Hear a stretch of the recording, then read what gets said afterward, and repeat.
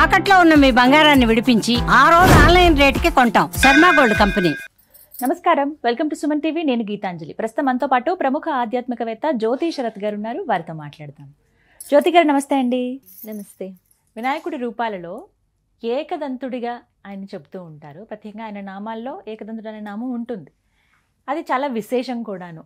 ఏకదంతాయ విద్మహే వక్రతుండాయ ధీమహి తన్నో దంతి ప్రచోదయాత్, ఇలా గాయత్రి చెప్పినప్పుడు ఇలా చెప్తూ ఉంటాం. కానీ ప్రత్యేకంగా ఏకదంతుడు అనడానికి కారణం మనకు తెలిసిన ఇప్పుడున్న పరిస్థితుల్లో ఎలా అన్వయించుకోవాలనేది మొదటిగా వివరించండి. అలాగే ఆ రూప విశిష్టత ఏంటి, అసలు ఎందుకు ఆ పేరుతో స్వామిని వర్ణించారు అనేది తెలియచేయండి. మనం ఏనుగు ముఖంతో ఉంటాడు ఈ పరబ్రహ్మ స్వరూపం కాబట్టి వినాయకుడు అని అంటున్నాము, గజముఖుడు అంటున్నాము. అయితే ఏ రకంగా అయితే ఏనుగుకి దంతాలు ఉంటాయో మరి ఆ ముఖం ఉంటుంది కాబట్టి ఖచ్చితంగా వినాయకుడికి కూడా దంతాలు ఉంటాయి. అవును. అయితే ఏనుగుకి తన దంతం అంటే చాలా ఇష్టమట. అంటే పాపం అవి మాట్లాడవు కదా, చెప్పుకోవు. కానీ మనకేం చెప్తూ ఉంటారు అంటే కోనేరు దగ్గర లేకపోతే అడవిల్లో తిరుగుతున్నప్పుడు ఆ కోనేటిలో దిగినప్పుడు కూడా ఆ బురద నీళ్లు వేసుకున్నప్పుడు ఏనుగు చాలా జాగ్రత్తగా చూసుకుంటున్నాడు. అంటే ఆ తొండం మాత్రం బురద అవ్వకూడదు, ఒకవేళ అయిందంటే మళ్ళీ జాగ్రత్తగా నీళ్లు వేసుకుంటుందట. అందుకని ఏనుగుకి చాలా ప్రీతి. అంటే మనకి కూడా మన జీవితంలో కొంతమంది మనుషులు కానీ లేకపోతే కొన్ని వస్తువులు కానీ అదేంటో తెలియదు చాలా ఇష్టం. కొంతమంది అంటే అమ్మో ఈ వస్తువు నాకు చాలా ఇష్టం అని దాన్ని పట్టుకునే ఉంటూ ఉంటాం. అది ఏదైనా కావచ్చు, బట్టలు కావచ్చు, పుస్తకాలు కావచ్చు, ఏదైనా కావచ్చు. అలా ఒకటి ప్రీతి అన్నది ఏర్పడుతూ ఉంటుంది. ఆ ప్రీతి అన్నది కొన్నిటి మీదే ఉంటుంది. అంటే బాగా ఏది ఇష్టం అంటే ఒకటి రెండో చెప్తాం, అన్నీ ఇష్టం అని అనలేము. అలాగా ఏనుక్కి సహజంగానే, అంటే వినాయకుడికి కాదు, ఏనుక్కి దంతాలంటే చాలా ప్రీతి, చాలా జాగ్రత్తగా కాపాడుకుంటుందట. శరీరం అంతా బురదైపోయినా ఆ ఏనుగు దంతానికి మాత్రం ఒక్క చుక్క మనకి ఎప్పుడు కనపడదట. ఎందుకంటే చాలా జాగ్రత్తగా చూసుకుంటుందట ఏనుగు. శరీరం అంతా ఎంత బురద మరకలున్నా నడిచేటప్పుడు ఆ దంతం అంటే అంత ఇష్టము అని. అంటే ఎందుకు మనం చెప్పుకుంటున్నాము అంటే ఈ మమత లేకపోతే మమకారము అన్నది, ఈ విపరీతమైన రాగము, ఇష్టము అన్నది ఇది ఏర్పడుతూ ఉంటుంది ప్రతి ఒక్కరికి, కాదనడానికి లేదు. ఈ రాగము అన్నది ఎంత ప్రమాదకరమో ముందు మనం చెప్పుకుందాం. చిట్ట చివరికి అంటే వెళ్ళిపోయేటప్పుడు మనతో పాటు ఎలాగో మనం ఏమీ తీసుకుని వెళ్ళలేము, మనం బాధపడుతూ ఉంటాం. ఆ సమయంలో ఎవరైతే భగవంతుణ్ణి, కేవలం పరబ్రహ్మ స్వరూపాన్ని, ఏ నామమైనా పర్వాలేదు, అది పట్టుకుని వెళ్ళిపోతే వాళ్ళు నిజంగా తరించిపోతారట. కానీ అది చాలా అరుదు. ఎందుకు అంటే మనకి తెలియదు కదా మనం ఎప్పుడు వెళ్ళిపోతామో.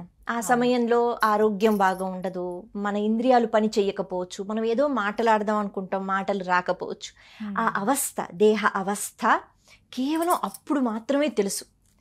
వెళ్ళిపోయాక ఎవరికి చెప్పలేం, వెళ్ళిపోయే ముందు కూడా నాకు ఇది అవుతోందని బహుశా చెప్పలేం. ఇక మృత్యువు దగ్గరకు వస్తోంది అన్నప్పుడట ఇంద్రియాలు ఒక్కొక్క శక్తిని కోల్పోతూ ఉంటాయి. అంటే ఇంద్రియ శక్తి అన్నది నెమ్మదిగా వెళ్ళిపోతూ ఉంటుంది. లోపల జరిగిన ప్రక్రియ ఇది. అంటే నీకు హార్ట్ అటాక్ వచ్చిపోయావా, లివర్ చెడిపోయిపోయా, ఇవన్నీ వేరే కారణాలు. కానీ నువ్వు వెళ్ళిపోతున్నావు అంటే మాత్రం ముందుగా ఇంద్రియ శక్తి ఒక్కొక్కటి వెళ్ళిపోతూ ఉంటుంది. అవన్నీ మనసు తీసుకుని చిట్ట చివరికి మనసు వెళ్ళిపోతుంది. అయితే అటువంటి సమయంలో రాగము, ద్వేషము ఈ రెండు మాత్రం ఉండిపోతూ ఉంటాయి. మనం ఆ సమయంలో నా కొడుకు, నా కోడలు, లేకపోతే కొంతమంది నా ఆస్తులు, నా అంతస్తులు, నేనేమైపోయినా పర్వాలేదు, అవతల వాళ్ళు సుఖంగా ఉండకూడదనే ఆలోచనలతో కూడా వెళుతూ ఉంటారు కొన్ని సందర్భాలలో. అటువంటప్పుడు ఈ రాగము, ద్వేషము మనస్సు పట్టుకుని, ఇంద్రియ శక్తి ఎలాగో పోయింది, అది పట్టుకుని జీవుడు వెళ్ళిపోతాడట. అది చాలా ప్రమాదకరం అంటారు. ఎందుకంటే ఆ విపరీతమైన రాగంతో మళ్ళీ అక్కడే ఎక్కడో ఒకడో పుడతారట. ఇది వాస్తవం, అంటే నమ్మిన వాళ్ళకి. ద్వేషంతో వెళ్ళిపోయారా కొంతమందిని చూస్తాం మనం. అది ఎందుకో చిన్నప్పటి నుంచి ఎప్పుడు కోపంగానే ఉంటూ ఉంటారు. నిజంగా సంబంధం ఉంటుంది. గత జన్మ వాసనలు అని వింటూ ఉంటాం కదా. కొంతమంది పుడుతూనే చక్కగా రాగాలు అద్భుతంగా పాడేస్తుంటారు. ఎలా వస్తాయంటే అన్ని నేర్చుకోరు, అదంతే. ఏ పండితుడే అయి ఉంటాడు గత జన్మలో. కాబట్టి కొన్ని ఈ వాసనలు ఏవైతే ఉన్నాయో ఇది మనసు పట్టుకుని వెళ్ళిపోతుంది. కాబట్టి ఇష్టం ఇష్టం ఇష్టం అన్నది పదే పదే మన జీవితంలో ప్రధాన పాత్ర పోషిస్తున్నప్పుడు అనుకుంటాం నాకు ఇష్టం కదా నేను దాచుకున్నానని, కానీ అది చాలా ప్రమాదకరం. వెళ్ళిపోయేటప్పుడు భగవంతుడు కూడా కనిపించడు, కేవలం నేను, నా ఇష్టమైన వస్తువు, మనిషి, ఇవే కనిపిస్తూ ఉంటాయి.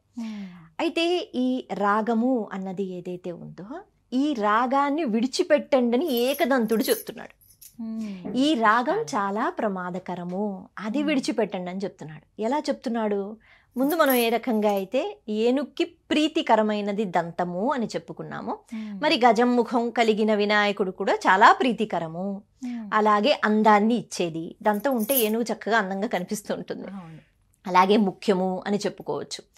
ఇవన్నీ ఉన్నా కూడా మనకు ఒక మాట చెప్తారు వేదవ్యాసుల వారు. పంచమ వేదము అయిన మహాభారత రచన కోసం ఇంకా అంత బుద్ధి, అంత జ్ఞానం ఎవరికి ఉంటాయి? వినాయకుడికే అని ఆయన్ని పిలిచి, నేను చెప్తూ ఉంటాను, నువ్వు అంటే మన కోసమే. కాకపోతే వేదవ్యాసుల వారు రచించారు, వారు తన కోసం ఏమి మహాభారతాన్ని బయటికి తీసుకుని రాలేదు, మన కోసం. దాన్ని పంచమ వేదం అంటారు. ఎవరైతే 4 వేదాలు చదువుకుని, వేదం మనకి ప్రమాణం, అందులో ఏదుందో అర్థం చేసుకోలేకపోతే ఇలా కథల ద్వారా పాండవులను, కౌరవులను, ఈ మహాభారతం ఏది చెయ్యకూడదు, ఏది చెయ్యవచ్చు అన్ని నేర్పిస్తుంది. కాబట్టి పంచమ వేదం అవసరము. ఈ పంచమ వేదాన్ని నేను ఎలా అనుకుంటున్నానో అలాగే చక్కగా వ్రాయగలిగిన స్వరూపం మళ్ళీ బుద్ధి జ్ఞానంతో పరిపూర్ణుడైన వినాయకుడు. అందుకే ఆయన్ని కూర్చోబెట్టారు. అయితే ఇప్పుడు వినాయకుడు అనుకున్నట్ట, బాహ్యంగా దొరికిన ఏ కలమైనా, ఎందుకంటే వేదవ్యాసులు వారు అంటారు, నేను అలా చెప్పుకుంటూ వెళ్ళిపోతాను, నేను ఎక్కడ ఆగను, రాసేవా, అవునా, ఉండు అని వెనక్కి వెళ్ళేది ఉండదు. కాబట్టి ఆయన చెప్పుకుంటూ వెళ్ళిపోతారు. వెళ్ళిపోతూ ఉంటే అలా ఎందుకు అంటే వేదవ్యాసుల వారు అలా ఎందుకు చెయ్యాలి అనడానికి లేదు. ఒక్కొక్కసారి మహాత్ములు అనర్గళంగా మాట్లాడుతున్నప్పుడు అమ్మవారు వాక్శక్తి రూపంలో, వాగ్ వైభవం అని అంటూ ఉంటారు కదా, అది ఎక్కడ రాసుకున్నది కాదు, ఆ ప్రవాహం అలా వస్తూ ఉంటుంది. కాబట్టి వేదవ్యాసుల వారే మహాభారతాన్ని మనకు అందించిన ఆయన చెప్పేటప్పుడు ఖచ్చితంగా పరబ్రహ్మ స్థానంలో ఆయన ఉంటారు. ఆ ప్రవాహాన్ని ఎవరూ ఆపలేరు. మళ్ళీ చెప్పమన్నా బహుశా అదే చెప్పకపోవచ్చు. కాబట్టి అది ఒక దీక్షగా ఆ పని చెయ్యాలి. అందుకని ఎక్కడ ఆగవద్దు, ఆగకుండా ఆయన చెప్తూ వెళ్ళిపోతారు. అందుకని ఈయన రాసుకుంటూ వెళ్ళిపోవాలి. కాబట్టి ఇప్పుడు బాహ్యంలో ఉన్న ఏ కలం కానీ, అప్పుడు కలం అంటే ఇప్పుడు మనం వాడే పెన్నులు కాదు, వేరే, కానీ అవన్నీ పనికొస్తాయా పనికిరావా అనే ఆలోచన పక్కన పెడితే, నేను నా దంతంతో ఇది రాసినట్లయితే ఖచ్చితంగా నా దంతం కాబట్టి ఎటువంటి విఘ్నాలు ఉండవు, అంటే రాతపూర్వకంగా అని అనుకున్నారట. అయితే దంతమే ఎందుకు, ఆయన ఒక దంతాన్ని సృష్టించవచ్చు కదా, వినాయకుడే కదా, ఇంకొక దంతం సృష్టించవచ్చు. కానీ పంచమ వేదం ఏ రకంగా అయితే లోక కళ్యాణానికి ఉపయోగమో అలా వినాయకుడు నేర్పిస్తున్నాడు. ఏమని? తనకి అందాన్ని, ఆనందాన్ని ఇచ్చే తన దంతాన్ని విరక్కొట్టి మరి తాను లోక కళ్యాణం కోసం ఆ సహాయం చేస్తున్నాడు, ఆ పని చేస్తున్నాడు, వినాయకుడే చేస్తున్నాడు. మరి మన సంగతి ఏమిటి అని నేర్పిస్తున్నాడు. కాబట్టి ఏకదంతము అన్న వెంటనే విరిగిపోయిన దంతము, అది విరిగిపోయి ఉంటుంది, లేకుండా ఉండదు. ఒకటి పూర్తిగా ఉంటుంది, ఒకటి కొద్దిగా విరిగి ఉంటుంది. విరక్కొట్టి ఆయన ఈ పని చేశాడు. ఎందుకు చేశాడు అంటే లోక కళ్యాణం కోసం తమ వంతు సహాయాన్ని తమ ప్రయత్నంగా ఆయన అందింపచేశారు. ఈ పాఠం మనకి నేర్పిస్తున్నారు. నాకేది ఇష్టమో అది నేను ఇవ్వను. నాకు అనవసరమైన బట్టలు లేకపోతే వస్తువులు ఇచ్చేస్తూ ఉంటారు. నేను చాలా దానం చేస్తానని చెప్పుకుంటాను, కానీ నాకు ఏది ప్రీతో అది ఇస్తానా? అస్సలు ఇవ్వను. కాబట్టి నీకు ప్రీతి అన్నది అంత రాగము ఎందుకు? ఏదైతే సమాజానికి ఉపయోగపడుతుందో, ఒకవేళ నిజంగా నీ దగ్గర నువ్వు ప్రీతి అని ఏదైతే అనుకుంటున్నావో దానివల్ల సమాజం బాగుపడుతుందో, లేకపోతే ఎవరికైనా సహాయం అందుతుందంటే ఆలోచించకు. అది తీసి దాన్ని సాధనగా చేసి నువ్వు అవతల వాళ్ళకి సహాయం చెయ్యి, నీకు ప్రీతిగా ఉన్నా అని వినాయకుడు చెప్తున్నాడు. అందుకే దంతాన్ని విరక్కొట్టి రాశాడు, అలాగే ఉండిపోయాడు. ఆయన తలుచుకుంటే మార్చుకోవచ్చు, ఇంకో దంతం ఆయనకేముంది, ఇంకో దంతం మళ్ళీ పెట్టుకోవచ్చు. కానీ అలాగే కనిపిస్తూ మనకి ఈ విషయం మనం తెలుసుకుంటే నిజమే కదా, నాది నాది నాది ప్రీతి ప్రీతి అనే రాగంతో వెళ్ళిపోవద్దు.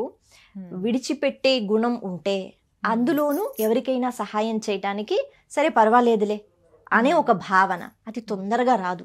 సాధారణంగా అందరూ అని కాదు, ఎక్కువగా మనకి సరేలే మనకి 4 ఉన్నాయి కదా, ఒక 2 ఇచ్చేద్దాం అనే ఆలోచన ఉంటుంది. ఒక్కటే ఉంటే ఇవ్వబుద్ధి కాదు. అలా ఇవ్వండి, లోక కళ్యాణం కోసం ఆలోచించండి అని ఏకదంతుడు చెప్తున్నాడు. రూపం ద్వారా ఇలా నేర్చుకోవచ్చు అంటారు. చక్కగా వివరించారండి. ధన్యవాదాలు. Thank you.